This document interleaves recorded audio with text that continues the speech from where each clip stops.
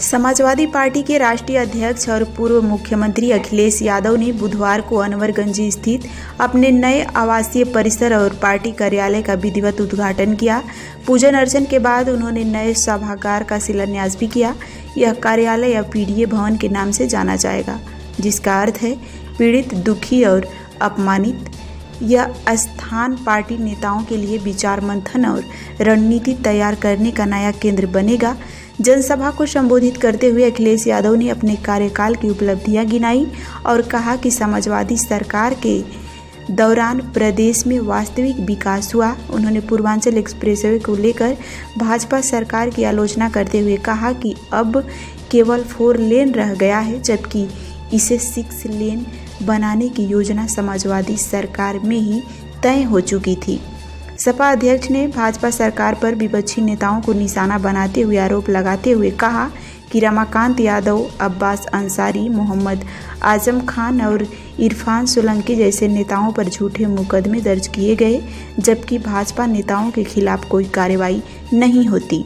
उन्होंने दावा किया कि उनके पास नकली आधार कार्ड बनवाकर मतदान कराने की वीडियो प्रमाण मौजूद है और कहा कि कानून का उपयोग आज विपक्ष को दबाने के लिए किया जा रहा है। राज्य की आउटसोर्सिंग नीति पर हमला बोलते हुए उन्होंने कहा कि मौजूदा सरकार अपनों को लाभ पहुंचाने के लिए पुराने कर्मचारियों को हटाकर संविदा पर नई भर्तियां कर रही है। उन्होंने वादा किया कि सपा की सरकार आते ही इस व्यवस्था को समाप्त किया जाएगा। अखिलेश यादव ने कन्नौज के एक मंदिर का उल्लेख करते हुए कहा कि उनके जाने के बाद वहां गंगा जल से सफाई की गई, जिससे भाजपा की सांप्रदायिक और छुआछूत की मानसिकता उजागर होती है। उन्होंने प्रदेश में दलितों और महिलाओं पर हो रहे अत्याचार को लेकर भी चिंता व्यक्त की। अखिलेश यादव के इस कार्यक्रम को पूर्वांचल में समाजवादी पार्टी की नई राजनीतिक रणनीति शुरुआत के तौर पर देखा जा रहा है। चाहता हूं आजमगढ़ के अपने सभी नेताओं का, और आज के बाद ये जो स्थान बना है पीडीए भवन के नाम से जाना जाएगा, जहां कई बार हमारे छोटे पार्टी कार्यालय में बहुत लोग नहीं आ पाते थे। इसीलिए ये बड़ी जगह बना करके,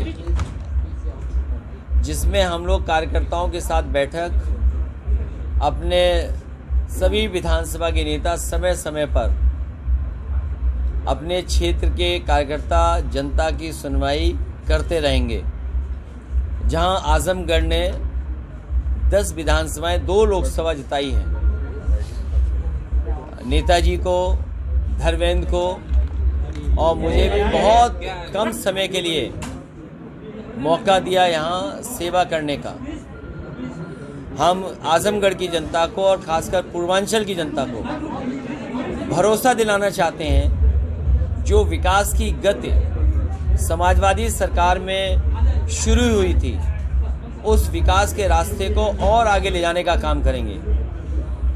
ये एक्सप्रेसवे का बनना, इसका अलाइनमेंट, इसकी टेक्निकल डिज़ाइन, फाइनेंशियल बिड या जितने भी एक्सप्रेसवे के मानक होते हैं, उस मानक के तहत और देश की सबसे प्रतिष्ठित जो कंपनियां थीं, उन कंपनियों को टेंडर देकर के केवल इस उम्मीद और इस भरोसे के साथ कि 17 में सरकार समाजवादी पार्टी की बनी गई थी, सरकार में LOI नहीं इशू हुआ था, हालांकि इलेक्शन कमीशन से परमिशन भी मिल गई थी, और LOI इशू नहीं हुआ था और परिस्थितियां बदल गई, सरकार नहीं बनी।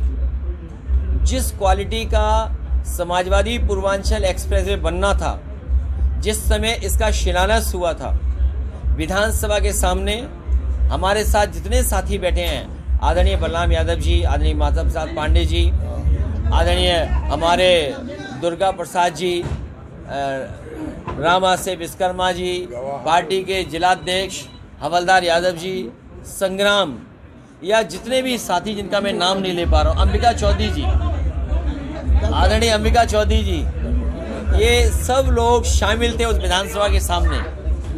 लैंड एक्विजिशन से लेकर के आगे, तो जिस मानक के साथ ये बनना था, उस मानक के साथ नहीं बनाया सरकार ने। जिसकी वजह से आज भी उछलते हुए आना पड़ता है। और सोचिए तो आप इस बात को कि मुख्यमंत्री जी ने अपना जो गोरखपुर लिंक बनाया है वो भी शायद 6 लेन का नहीं बनाया, और बनते बनते जो पहले बन जाना चाहिए था, शायद इतना महंगा कोई एक्सप्रेसवे नहीं बना होगा। जो उंगली दूसरों पे उठाते थे, अभी जो उद्घाटन हुआ है 90 किलोमीटर का लगभग, वो 7,000 करोड़ से ऊपर का बना है। क्या आप कल्पना कर सकते हो?